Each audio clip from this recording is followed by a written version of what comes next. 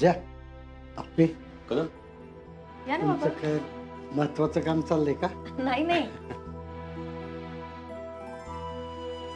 हे बघा तुम्ही दोघं एकत्र आला हे तुमच्या दोघांसाठी चांगलंच झालं, पण तुमच्यापेक्षा अमोलच्या भविष्यासाठी हे जास्त चांगलं झालं. कदम नेमकं काय म्हणायचं तुम्हाला? अर्जा, अरे हे आपल्या आसगावच्या शेत जमिनीची कागद आहेत.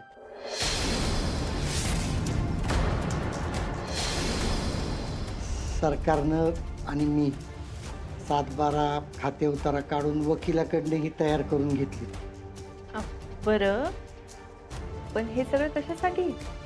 आप्पे, आमच्या दोघांचा बी विचार आहे की आपल्या आसगावची सगळी शेतजमीन अमोलच्या नावावर करावी आणि आम्ही निवांत व्हावं. बघ हो कदम, आम्हाला अजून लय लहान आहे. या सगळ्या गोष्टी एवढ्या लवकर करायची गरज नव्हतीच मुळात.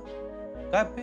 हो, आणि बाबा आहो, तुम्ही आणि सरकारांनी एवढा जीव लावून ती शेती केली आहे. हा, म्हणजे काही कारणांमुळे आपण आजगाव जरी सोडलं असलं तरी तुमचं लक्ष असतंच की. मग हे सगळं कशासाठी बाबा? अगं यात चुकीचं काय आहे? आम्हाला यातून निर्धास्त होऊन आता आयुष्य जगायचंय. बघ मला तर ना राग द्वेष आणि कुठल्या बी भौतिक सुखाचं वजन नाही ठेवायचं. आता जे आहे ना ते सगळं अमोलसाठी. हो कदम, पण हे हे बघ अर्जा, तू ऐकणार नसला ना तर मी तुला अधिकारानं सांगतो की ही जमीन अमोलच्या नावावर करायचा निर्णय आम्हा दोघा भावाभावांचा आहे. हो बाबा, पण मला काय वाटतं सांगू का? नाही म्हणजे खरंच मला आधीपासून वाटायचं की अमोलने मोठं व्हावं, त्याने स्वतःच असं काहीतरी मिळवावं. होय अप्पे, अगं ते तर तो करलच की, पण त्याचबरोबर आपल्या वाडवडिलांची पुण्याई जर का सोबत असली ना तर कष्ट करायला बळ येतं ग. कदम, तुम्ही दोघांनी विचार करून हा निर्णय घेतलाय ना? होय, नक्की केलाय. हे बघा, ह्याच्यावर सरकारची आणि माझी आमच्या दोघांच्या बी सह्या झालेल्या आहेत. आता फक्त अमोलची सही ह्याच्यावर व्हायला पाहिजे. मग झालं, ही जमीन अमोलच्या नावावर होऊन जाईल. पण आता अमोल काही सही करण्यासारखा नाही, त्यामुळेच ही कागदपत्र नीट जपून ठेवा. बरं, मी कपाटात नाही जपून ठेवते. कदम, एवढ्या लवकर तुम्ही हा निर्णय घेतलाय कदा? एक विचारू? हा विचार की. कदम, तुम्ही सगळीच्या सगळी जमीन अमोलच्याच नावावर करण्याचा निर्णय का घेतलाय? हा, अर्जुन, अरे वाजली किती? तुला कामावर जायचं असेल ना? नाही बापू, मी आज रजा घेतो. कदम, मी तुमच्या बरोबर थांबणार आहे. अरे अर्जा, असं नको करू. अरे मी बरा आहे हा? आणि एवढी घरातली माणसं आहेत की माझी काळजी घ्यायला. हे बघ, तुझा बघू कामावर. अरे तिथं तुझी जास्त गरज आहे. हो कदम, पण तुमची तब्येत. बाबा मी थांबे आजोबांजवळ. हा बघा, आता कसं काय होईल बरं मला काय हा? बाबा आई तू त्या कामावर, मी घेईन आजोबांची काळजी. हा, आणि छोटे सरकार कशी काळजी घेतात ना ते आर्या त्यांच्या वेळी बघितलंय आम्ही. मोना,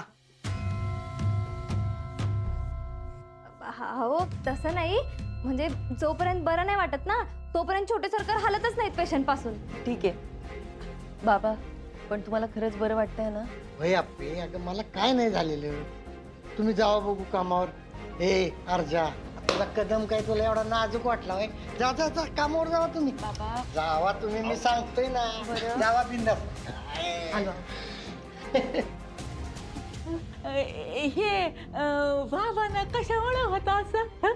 अहो फुयाजी, याआधी एकदा त्यांना मायनर अटॅक आला होता, त्यामुळे सगळे घाबरलेत.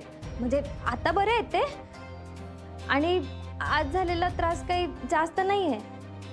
बरं बरं बरं. तुम्ही बोलल्यामुळे ना मला अजून त्रास व्हायचा काय. आजोबा तुम्ही दररोज रात्री फिरायला जाता ना? आज जातो कधी मधनात. मा म्हणते लहान लेकरं खेळतात फिरतात म्हणून ते जास्त आजारी पण पडत नाही. काय डोक्यात काय आहे तुमच्या? बापू आजोबा आता आपण चालायला जाऊ, म्हणजे आजोबांना पण बरं वाटेल ना. चला लवकर. आपण चला लवकर. चला.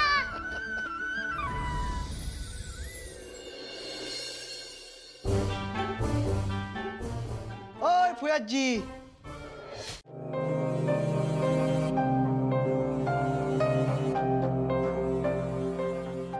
जैन सर. जैन चिंचुके आर्या कधी आली? वेळेत आल्यात. मी काल फोन करायला लावलेला, फोन केलता, फक्त आलेच म्हणले. आल्यापासून गपगप आहेत, काहीच बोलल्या नाही. चिंचुके काल फोन करून मला मदत केल्याबद्दल थँक्यू. Thank you sir. पण त्यांच्याशी बोलून घ्या जरा. कळतंय मला. गडबड करून उपयोग नाही. मी बोलतो तिच्याशी.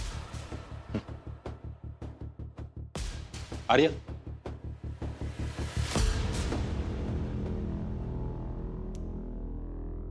जैन सर.